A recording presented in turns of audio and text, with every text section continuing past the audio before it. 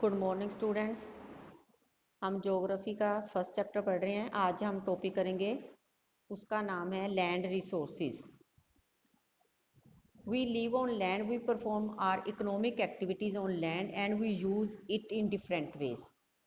Land के ऊपर हम रहते हैं और अलग अलग प्रकार की इकोनॉमिक एक्टिविटीज़ के लिए इसको यूज़ करते हैं।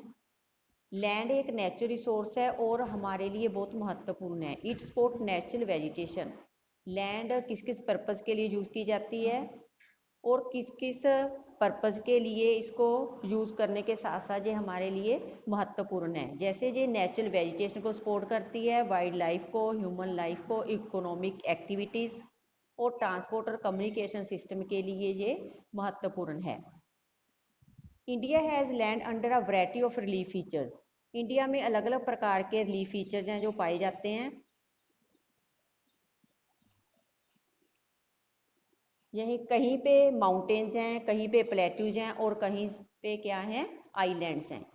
About 43% of the land area, 43% जो है लैंड एरिया, उसमें क्या है, प्लेन्स हैं और 30% पे माउंटेन्स हैं और 27% के ऊपर क्या है, प्लेट्यूज हैं। Mountains about 30%, total surface area of the country, जितना टोटल सरफेस एरिया 30% पे माउंटेन्स हैं। It process rich reserve of mineral, जो माउंटेन्स हैं वहाँ पे क्या है, रिवर्स वगैरह, वो वाटर रिसोर्सेज के लिए वो महत्वपूर्ण है। प्लेन्स क्या है, वो वहाँ पे रहने के लिए और एग्रीकल्चर एक्टिविटी के लिए महत्वपूर्ण है। जो प्लेट्यूज है वहाँ पे हमें मिनरल्स, फॉसिल फ्यूल्स वहाँ पे काफ़ी रिजर्व हैं उसके। नेक्स्ट जो हमारा टॉपिक है वो है लैंड यूटिलाइजेशन। लैंड को हम किस किस पर्पज़ के लिए यूज़ करते हैं। सबसे पहला पर्पज़ है फॉरेस्ट। सेकंड है land not available for cultivation.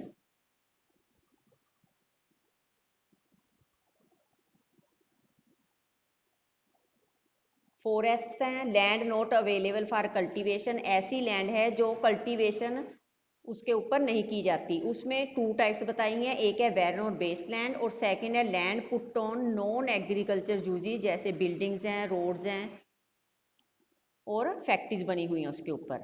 Third है other uncultivated land excluding fallow land. इसमें फर्स्ट है permanent pastures and grazing land. Permanent pastures क्या होते हैं, यहाँ पे ग्रेजिंग लैंड जो पशुओं के लिए चारे के लिए परमानेंट जगह रखी गई है।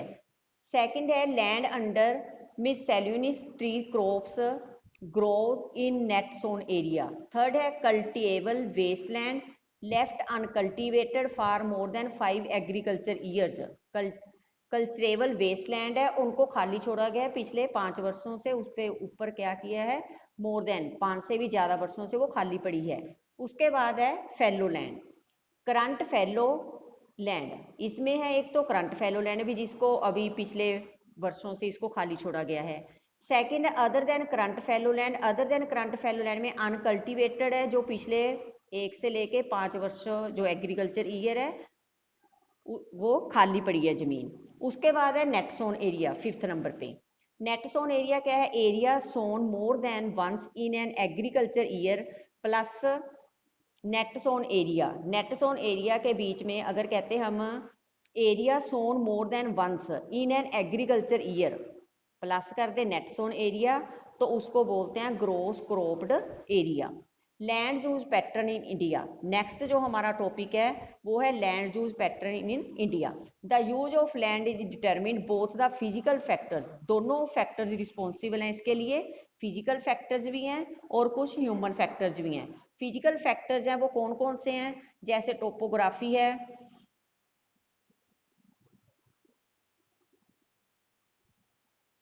क्लाइमेट है, सॉइल टाइप्स है। उसके साथ साथ ह्यूमन फैक्टर हैं, population density, technological capability, culture and tradition etcetera.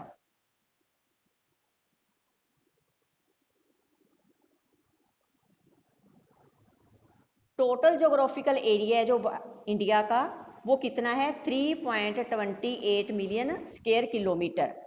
उसके ऊपर उसमें से जो टोटल जोग्राफिकल एरिया है 93% जो अवेलेबल है, because the land use reporting for most of the north east states except, इसमें कहते हैं जो नॉर्थ ईस्ट स्टेट है जैसे असम है, except Assam has not been done fully, इसमें असम को छोड़ा गया है, पूरी तरह से इसका जो एरिया वो इसमें शामिल नहीं है। Moreover some areas of, इससे ज़्यादा कुछ जो जम्मू कश्मीर का एरिया है ऑक्यूपाइड बाय पाकिस्तान, वो भी कहते हैं पाकिस्तान और चाइना ने घेर रखा है, उसको भी सर्वे नहीं किया गया।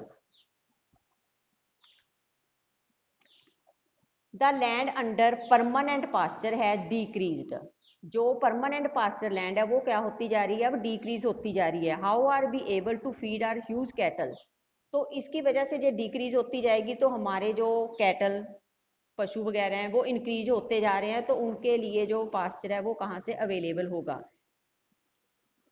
These lands are cultivated over or twice in about 2 or 3 years, ऐसी कुछ ज़मीन है जो कल्टीवेट की जा रही है once or twice in about 2 or 3 years में। if these are included in the net zone area, अगर कहते हैं उसको हम net zone area में include कर दें तो percentage of NSA in India comes about 54%, तो वो टोटल रिपोर्टिंग एरिया कितना बन जाएगा 54%। The pattern of net sown area varies greatly from one state to another, net sown area का जो पैटर्न है वो अलग अलग स्टेट्स में अलग अलग है। It is over 80% of the total area in Punjab and Haryana, इसमें जो एरिया है पंजाब एंड हरियाणा का 80% of the total area Punjab and Haryana and less than 10% in Arunachal Pradesh. 80% Punjab and Haryana में है, जो कि 10% है अरुणाचल प्रदेश में, मिजोरम में, मणिपुर में और अंडमान और निकोबार आइलैंड में। Forest area in the country, forest के अंडर हमारे पास जो lower than the desired area है, जोग्राफिकल एरिया ना टोटल उसका 33% फॉरेस्ट के अंडर है।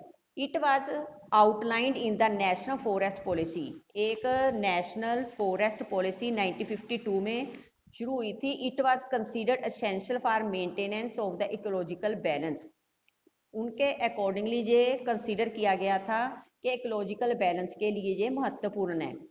The livelihood of millions of people who live on the fringes of this forest depend upon it, काफ़ी लोग ऐसे हैं जो अपने लिवलीहुड के लिए फॉरेस्ट के ऊपर डिपेंड करते हैं। A part of the land is termed as wasteland and land put to other non agriculture uses, इस प्रकार का कुछ हिस्सा है जो लैंड का टर्म्ड एज वेस्टलैंड, वेस्ट पड़ा है, और कुछ लैंड है जो नॉन एग्रीकल्चर यूजेस के लिए यूज किया जा रहा है। वेस्टलैंड इंक्लूड, वेस्टलैंड है उसमें रोकी जगह भी आ जाती है, पथरीली जगह, arid desert areas. Land put to other non agriculture uses, इसके अलावा जो नॉन एग्रीकल्चर यूजेज हैं उसमें कौन कौन से आते हैं, जैसे सेटलमेंट के लिए उसको यूज़ किया गया है, रोड्स बनाने के लिए, रेलवे बनाने के लिए और इंडस्ट्रीज के लिए उसको यूज़ किया गया है। Continue use of land over a long period of time without taking appropriate measure to conserve and manage it, इसको कंजर्व करने के लिए जो लैंड है डिग्रेडेड होती जा रही है, इसको कंजर्व करने के लिए हमें मेथड अपनाने चाहिए। It has resulted in land degradation, this in turn has serious repercussions on the society and the environment, जो लैंड डिग्रेडेड होती जा रही है तो इसके साथ साथ सोसाइटी में, एनवायरनमेंट में काफ़ी मुश्किलें जो हो सकती हैं, इसलिए हमें लैंड को डिग्रेडेड होने से रोकना होगा, उसको कैसे कंजर्व करें वो मेथड अपनाने चाहिए।